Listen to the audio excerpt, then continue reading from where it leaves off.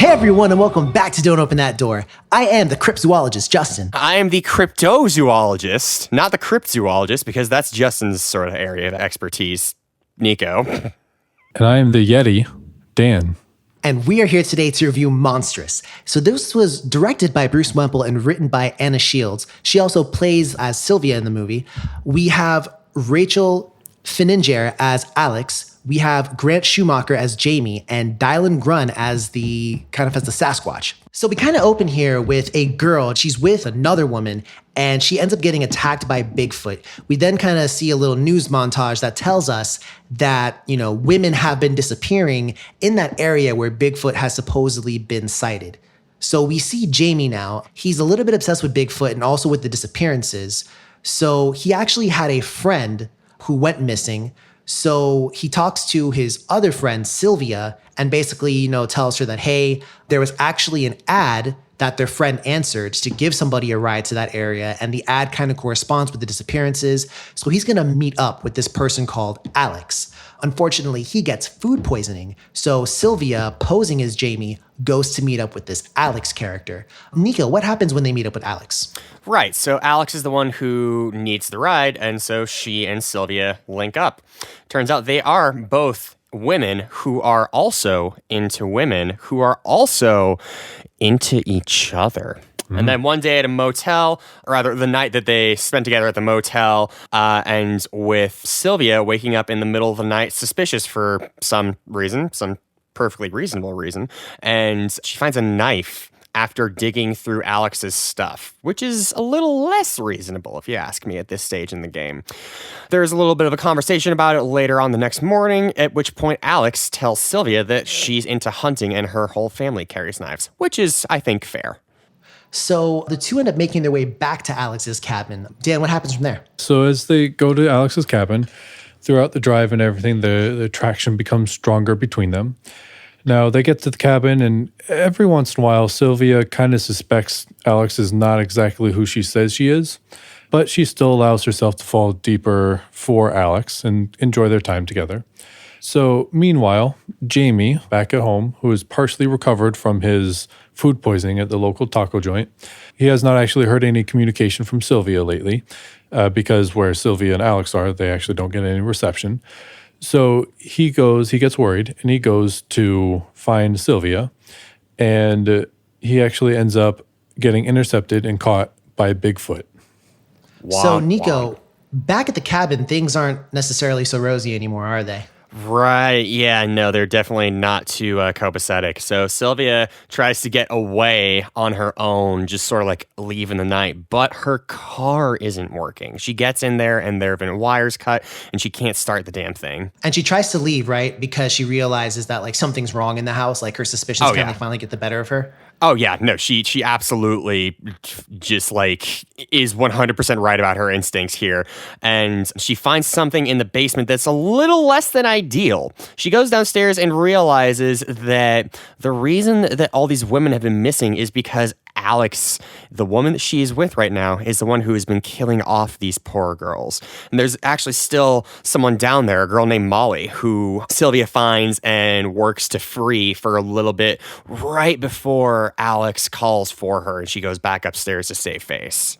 So after she heads back upstairs, Dan, what happens after that? Yeah, so Molly ends up getting loose, and while Sylvia and Alex are, I don't remember if they're sleeping or having a conversation or something, Molly gets loose and cuts the power, which is actually a pretty big, pretty important factor because earlier in the movie, we see that there is a deer repellent, a very strong, like high-frequency noise that's emitted every once in a while, and that actually repels not only deer, but also Bigfoot. So now that the power is gone, no more Bigfoot repellent. So Sylvia and Alex end up getting into a fight, and Alex is like, hey, I need to go to the basement and turn this power back on, or else we're both going to die. So they end up making their way down to the basement, and while they're fighting, Bigfoot actually comes in and yanks out Sylvia and takes her away to we don't know where. Yeah, so Sylvia wakes up in the middle of the woods and actually finds Jamie. So Bigfoot didn't kill Jamie and, The Bigfoot also didn't kill Sylvia, but they're both pretty messed up though. There's a little scene where Jamie actually he sets her leg back in place, I think, which is pretty cool. So they come up with a plan. Jamie goes for his car and Sylvia goes back to the cabin because she wants to try and save Molly. Unfortunately, Alex has actually already killed Molly. So Sylvia shows up, they fight, and in kind of a brutal scene, Sylvia, they have like a tea kettle that was on, they put some tea on the stove, so to speak. Not soup, tea. Tea. Yeah. So it's like really hot. And so she actually takes it and like burns off like half of Alex's face. So she leaves thinking she's won the fight. However, Dan, she didn't actually win the fight, did she? Nope, not at all. So as she's sort of rejoicing in her freedom, Alex comes back from behind and just starts beating the crap out of Sylvia with a rock, smashing her face over and over. And then right then, Jamie had made his way back to the house. Or I guess to the house for the first time, but he gets to the house and Sylvia and Jamie had concocted a plan and Jamie ends up cutting the power from the house. So Alex goes, oh shit, she stops beating Sylvia because the power's now out and Bigfoot can come back and Bigfoot messes her up pretty bad. He actually stomps her face into the ground and just like mashes her face down. It's pretty brutal, actually. It's pretty fucking brutal, actually. Like they literally I you think hear like that little, shit too. Like elements of her face actually come up between Bigfoot's toes. Yeah, dude. It's like Jesus. Like he really like a mortar and pestle with some garlic. Like that's what happened to her face. Probably not as fragrant. So Nico, how's the movie end after that? I just want to note for the listeners here that you were the one who brought up food and like savory aspects when this character's face is being crushed into a pulp. Not me. That was all you, Justin. It's oddly defensive and specific, but isn't it just? No, but then we see old Squatchy boy Bigfoot, the abominable hairy man, carrying Sylvia back to the house, and there's a shot of we have Jamie looking up at the Sasquatch, and the Sasquatch is holding Sylvia.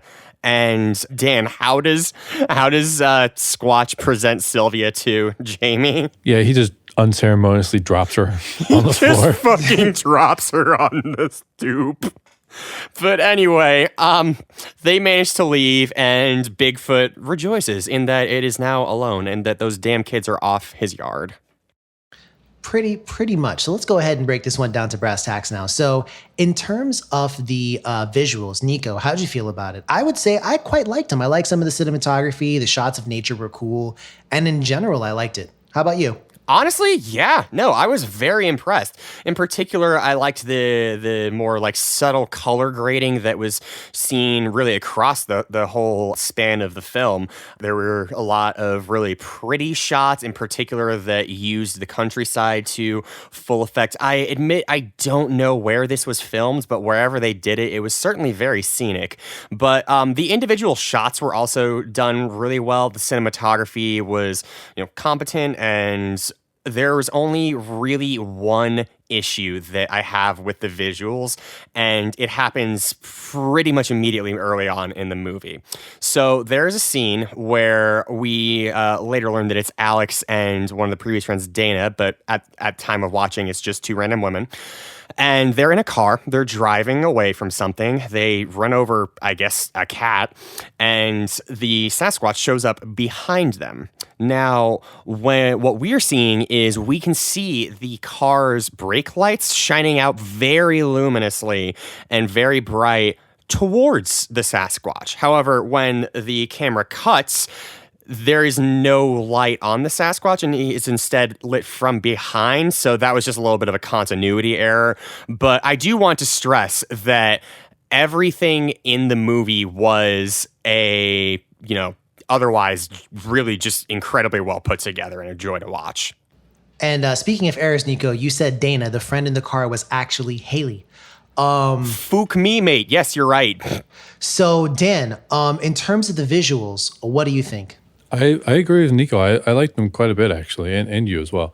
I thought the visuals are actually pretty good. There's some pretty cool shots there. Like you said, the scenery was cool.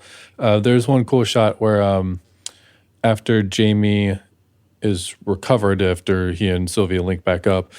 He's going to find the car, and it's sort of snowy outside a little bit. And it's just like a cool scene where he walks to like this country road, and it's just very pretty. And you see all the woods and the nature and snow and everything. It actually looked really nice. There's a lot of really cool scenery in it. I'm also liking the nature. But Would you like the audio. nature? I really like the nature. So in terms of the audio, I will say this film had a real diverse score. I mean, we have some pop boppers, some synth tracks Some come synth in. sippers and some pop boppers.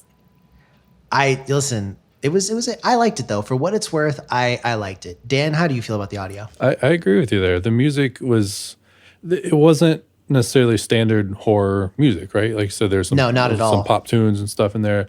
It was pretty cool. I liked it. And I think it fit the mood of the movie too, because the first chunk of the movie isn't really, the first scene is kind of horror, but then it's not really horror for a while with sort of the relationship building between Alex and Sylvia. So I'm glad that they didn't put spooky music there because it wouldn't fit. No. So the music really fit the film. So I liked it. I thought it was pretty good. Okay. Nico, anything to add as far as the audio goes? No, I mean, it all worked for me. There was nothing that really stood out, and I'm gonna bring this back to multiple earlier reviews we've had where oftentimes when it comes to horror as a genre, if you don't notice the audio or you find yourself not actively paying as much attention to the audio as you would in other genres, that's actually a good thing because it means that the atmosphere is being established and there's a little bit of sort of like aural world building going on more than just like having, I don't know, dissonant violins and all that stuff. However, I did catch the Wilhelm screams. You thought we wouldn't. That wasn't I actually Wilhelm. didn't catch him. It wasn't Wilhelm, but it was a different can scream, yeah. Oh, it wasn't. Well, okay, well, then I know I it's- fucked up. You I know thought I it's- wouldn't, but I did. I know what scream you're talking about though. And fun fact, where I learned about that particular scream sound was from Dream Theater. Wait, what? Yeah, they use it in Scenes from Memory. No shit. Yes, Yeah, they use do. the Oh my same scream. God. And that's where I heard that my scream. The next God. handful of times I heard it in movies and stuff, I was like, oh, that's the same one. So they Fuck. use that same scream. Now there's just prog metal playing in my head. Right. Anyway, the audio's good. Yeah. Definitely a few bangers thrown in there. So I now have a question for you guys here. So, horror has a lot of different genres. I wonder, is this really a creature feature? Because, technically there is a Bigfoot or a Sasquatch in the movie, but it's kind of not the focus after the first, little beginning piece. So let me get your take on this, Dan. Do you think this is a creature feature movie or do you think it's something else? I don't think it's really a creature feature movie. I mean, usually the creature is going to be the big bad guy and, it's super powerful or whatever, and everyone's trying to kill it. And it's just sort of rampaging. But it's not at all in this movie. Like, I feel like for a good chunk of the movie, Sasquatch is more of like the backdrop of the film. He's literally just vibing. Yeah, he's just there. And like, he's the reason He's just chilling. that everything else happens. And it's not until the end that he sort of starts to do more things, play a more prominent role. And I think for a good chunk of the movie, it's more of Alex is the bad guy and she's a murderer and, capturing people, kidnapping people, torturing them, doing all that kind of Oh, my. stuff.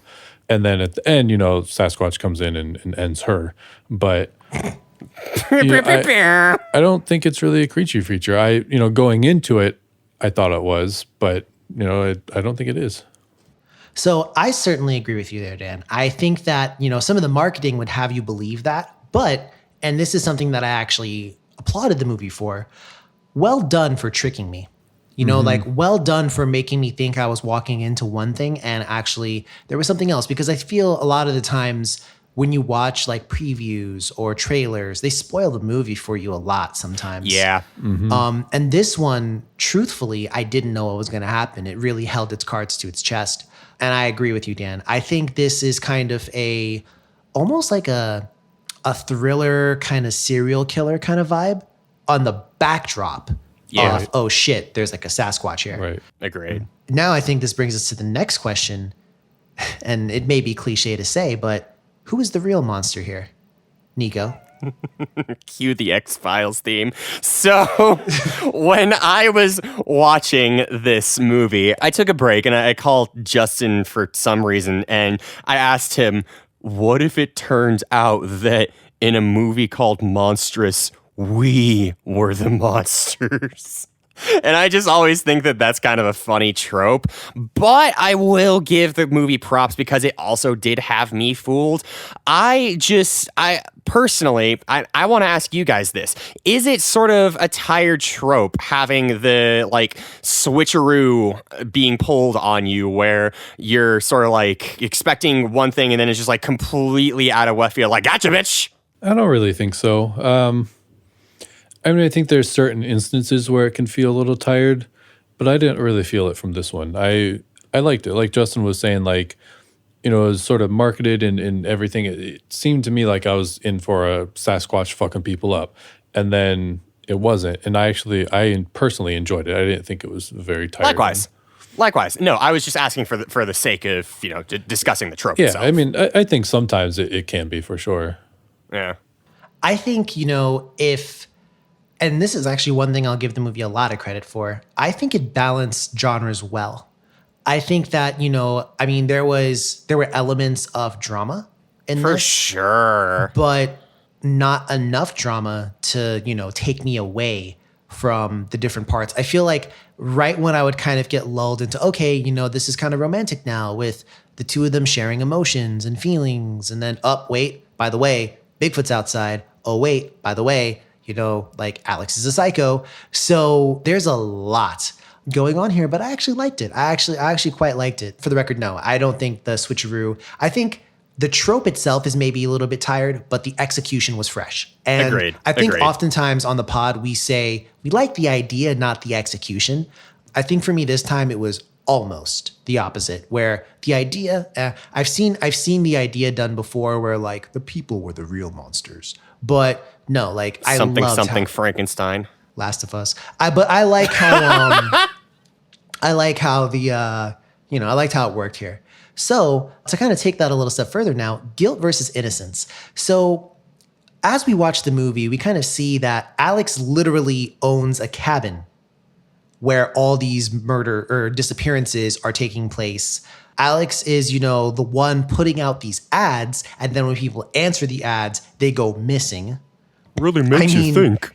The detectives literally questioned Alex, but probably not that thoroughly, because in her basement, there was a fucking shrine, basically, to all the people she'd murdered. It was some Pepe Sylvia shit, bro. Yeah. Like, her name is Sylvia, and this was some actual Pepe Sylvia shit. She had the fucking cork board. She had the red thread with the little pins connecting the photos and shit. I will say, as soon as I saw Alex taking pictures of Sylvia, I was like, nope. Yep. That was like, yeah. Like part of me was like, oh, that's kind of cute in a way. And then you think about it for more than 2 seconds and it's like, wait, no, she was taking pictures while she was asleep. There's no consent here. Oh, God. So it was definitely wild. But I have a question. Do you think somebody like Alex in real life, somebody, you know, who looks like her and who acts like her, can dodge suspicion that might get lumped on other people? Me, for example? I think, yes, I do. Yes, you do think it would get lumped onto Justin? That too. But I mean, I think that some people are more innocent seeming than others. And I think the general populace might see that and might, you know, think that way. However, the detectives should not think like that. And, you know, supposed to be like, this is a suspect, period, whether no matter how innocent they look or what. But I mean, I think in general, I do. Yeah. I think there's plenty of times where, you know, somebody is doing bad stuff or is a bad person. They just don't seem like it. I mean, literally, the Pothead Friend, Jamie, when this dude opened up and when we saw this guy for the first time, my first thought was dank. Like that was the word I would use to describe Jamie. But even this dude who looks like he, you know, like lights up, you know, 5 out of the 7 days of the week, he was like, you know, I actually did a little bit of detective work and I put this together and I was like, holy shit, this guy in his fucking basement did more than the cops did. Bro, we all knew a Jamie in college, though. We all knew some motherfucker who would like go away for days on end and you wouldn't hear from him. He would probably be blazed out of his mind and then somehow come back with like 3 term papers having only had a Red Bull the past 3 days and a lot of pot. Yeah, pretty much. But Nico, I'm going to go ahead and cast the mirror on you so we may gaze upon your reflection. Aw, Do you find someone thank like you. Alex suspicious? Well, you see, my biggest flaw is that I am a lizard-brained man who finds girls to be really, really pretty, and oftentimes that makes me overlook their flaws. Not that we're getting super real therapy time in here on anything, but I myself probably would be, well, no, I would definitely be suspicious. I wouldn't, like, fucking hitchhike with a stranger into the mountains to her cabin where there's no reception. Like, I'm white. I'm not that white. Now, I feel like Sylvia is also pretty suspicious, though, too, because Oh, yeah, straight up. I mean, she lies to Alex a lot.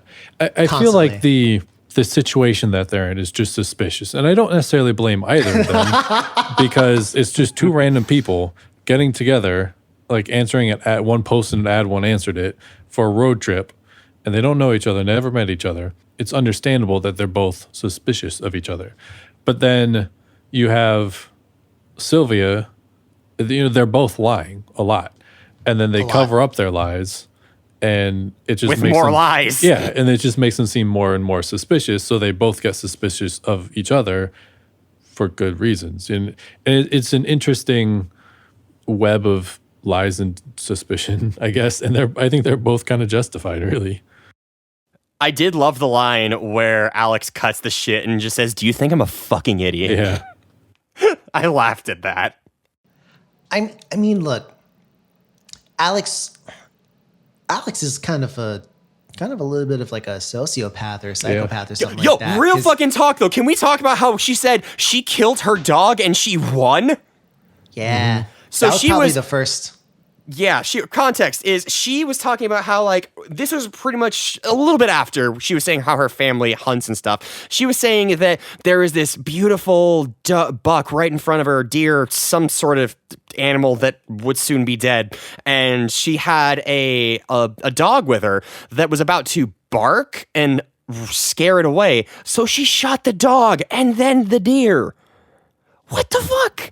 I don't know if she did that because the gunshot would have scared away the deer. I think the dog did scare away the deer, so she killed the dog so she could go kill other shit. I think that's how it went. She said she shot the dog and then shot the deer.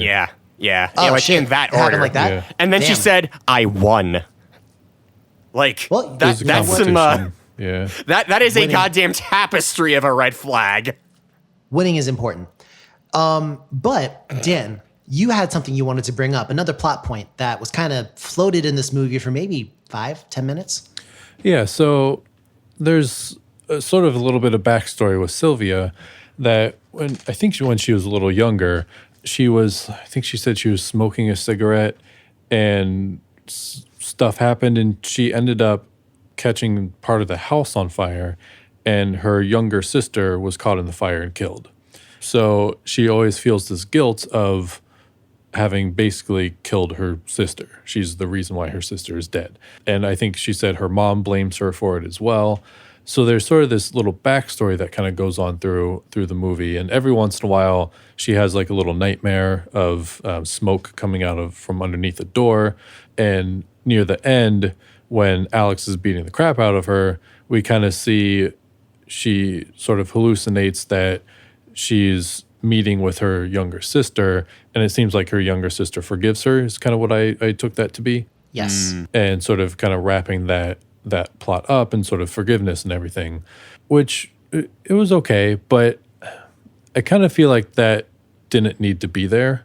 I don't know that plot point added anything to the movie, and personally I feel like having that extra plot point that to me didn't really add much only made things a little bit more, I don't want to quite say confusing, but we've already got a movie that, again, I thought was a creature feature, and you're kind of doing a switcheroo on me, which I liked, again, about, the serial killer kind of stuff.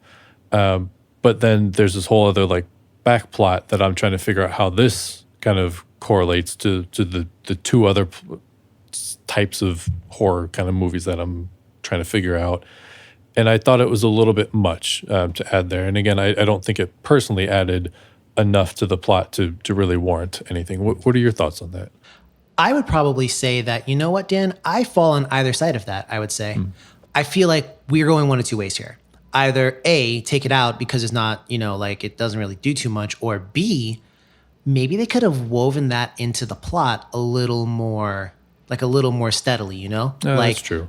There could have been multiple instances where, maybe either an aversion to smoke or fire or something else, like this could have, I think, maybe been woven in. I don't know. And this is just me completely spitballing at this point. Maybe, I don't know, Sasquatch is afraid of fire, but so is she. So she puts it out and they bond over that. Predator handshake. I'm just saying, I think that's something, Planes are flying overhead. Star Spangled Banner starts to play.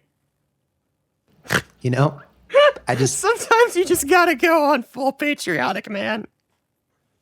I don't even know where to go from that, but yeah, that's my thought. Nico, what'd you think about the plot point? I also thought it was a little unnecessary. I'm gonna be honest. It seemed like the point of that part of the movie was juxtaposed with the two of them sort of more like falling for each other, or rather continuing to fall for each other.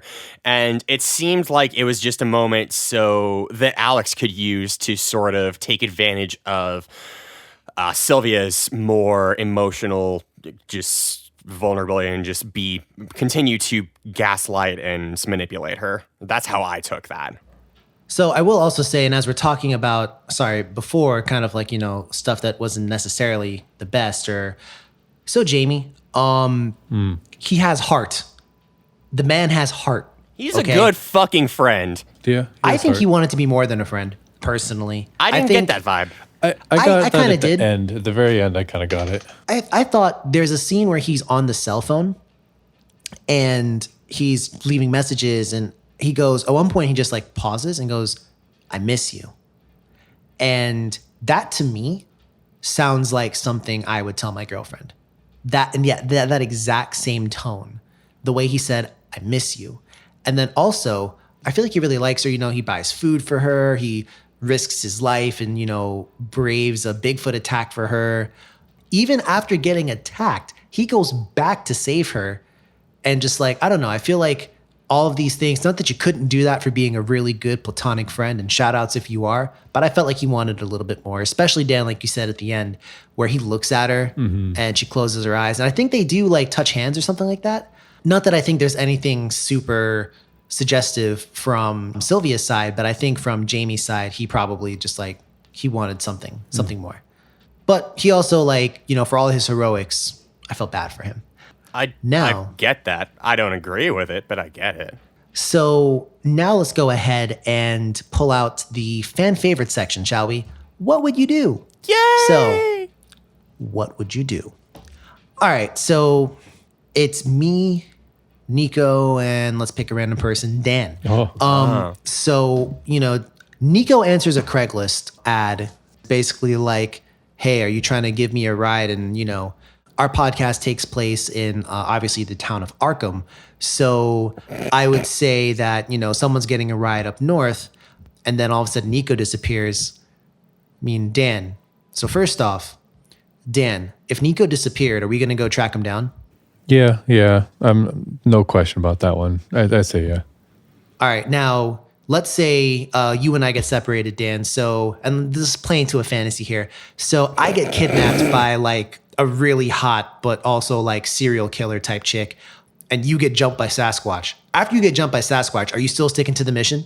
Probably not. I mean, I'm getting the fuck out of there, bro. Sorry. Yeah. You're with your girl now. I mean, honestly, here's the thing. I would have so Nico talked about being lizard brain before. I'm worse. Literally because Are you though? I am. Fucking are you? Think about the people I've dated. So the reason why Sylvia gets all freaked out is because she finds, so Alex loves to take Polaroid pictures, and she finds a Polaroid of Dana, the friend that they actually lost. And that's why Sylvia tries to leave and everything else like that. But that being said, if I found that picture, I just saw Nico, she just has Nico tied up. Sorry, Nico. Just be like, nice.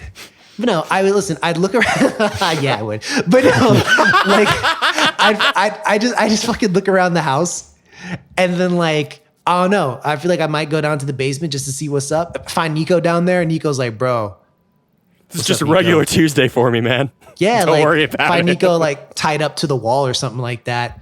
Nico's like, "Bro, I don't know what game we're playing here, but I kind of want to find out." I'm like, "Nah, bro, we gotta go." I think that's mostly what I would do. Also, This in fantasy TV is Blood, starting to get real specific, bro. Dude, like the meta that is building up over what kind of person we all are is No, so a I'll say little this. disturbing. I'm glad First I off- dipped out of this fantasy already. Well, no, Dude, no, I haven't. dude, Well, I have it flipped. I have it flipped for Nico because Nico can't answer this one. But basically, right? First off, there was a point where Molly was in the basement with Sylvia, and I was like, "Yo, there's two of you down here, and they got like weapons and shit Yeah, down they here." got knives and shit. Just Like, fuck her yeah, up. you squat up and go fuck her up. Yeah. Like, Yeah. I would have been done that shit. And I feel like, all right, Nico, like, let's say you got kidnapped and it was by, like, I don't know, like maybe An it was attractive like, woman that I wanted to have sex with. Yes, go on.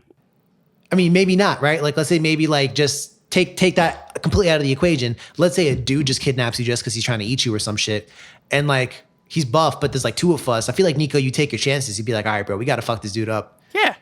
Like, of course. yeah. So now I'm gonna flip the script here a little bit. As we discussed in Elm Street, our strategy was to kick his ass. I will say there's one or two points when the power went out the first time and Sylvia had the knife to Alex's throat.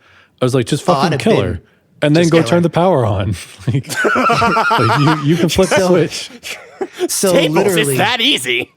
Nico. Now let's say, for example, I'm the one who got kidnapped, Okay. and Dan and you go to find me. Now Dan kind of links up with the chick, and you're fighting Bigfoot. Are you gonna run away after that first Bigfoot fight? So I just want to make sure here. It's you that got kidnapped, not Dan, right? Right. Right. So Dan is my accomplice in all of this in the effort to save you. Yes. Yes. Good luck, homie.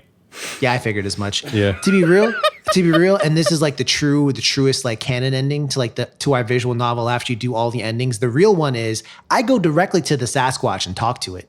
Because I can do that. You would talk to the Sasquatch?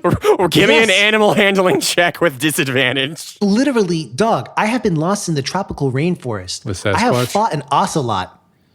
Okay? You can't tell Serpentine me. baboon. Serpentine. Sir.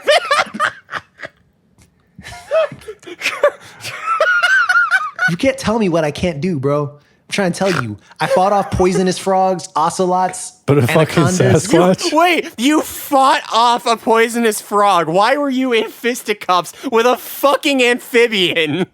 Check our next bonus episode to find out. But okay, that's good to know what we do in those specific situations. Let's go ahead and swap here, and I'll take the first one. So favorite Christ. scenes. I will say this movie had some pretty cool scenes to it, but my favorite actually wasn't a horror one. And I know we kind of pull the hipster card normally here on the pod, going for the randomest of scenes, it seems. But there's a scene on the side of the road that, the two girls have when they first meet up. And so I love the conversation because it's them kind of talking about, well, first off, they're both into women. They don't like men. So they kind of talk about the town, and, it's a small town. I forget what it is, wherever Sylvia comes from. And, her dating prospects are essentially nil. And so she's basically like, I thought we would have met. And I love the way that when they talk, and to me, this is the best bit of dialogue in the whole movie. But when they talk in that, I think it's maybe like a 3 or 4 minute conversation they have. When they speak, there's a lot more behind the words. And I really appreciated that scene just for the, the artistic merit. Dan, what was your favorite scene? So I'm going to be the opposite of you, and I'm going for the most non-hipster version. Okay. And my favorite scene is when Sasquatch stomped her face in. Yeah, yo, the That was just Sasquatch. cool. Listen, literally, I That almost was wanted to grab. fucking visceral. I almost wanted to grab some chips for that guacamole. Like literally, Oh, literally. you literally never say that again. I mean, I'm not okay with this. Go on with your fucking scene, you monster. We are the real monsters. we are the real monsters. Real shit. monsters. Then I guess it's Oh, my turn for goddamn my throwback. favorite scene. My Go favorite ahead, scene, Nico. my favorite scene was when just she dropped the act and said, "Do you think I'm a fucking idiot?" And we finally got to see the tension that was once, romantic and sexual turn, like a fight for your life. And it was just a really both of the actors did a really good job here, just instantly switching to like fight or flight survival mode. I think that was just extremely well done. I did like it as well. I did quite like it. Now, criticisms. Do we have any criticisms for the film outside of what we've already discussed? I think for myself, well, I'll save it for the end because I think this is one we've all talked about. But for me personally, I just, nothing huge. I just kind of feel like this movie for me was right on the edge of being like super excellent. I feel like, like when you have a knife and it's just a little bit too, it's like just like I can't describe it in words, but it's just like a little dull. It's not completely razor edge. Did a pretty like good honed. job describing that, I'd say.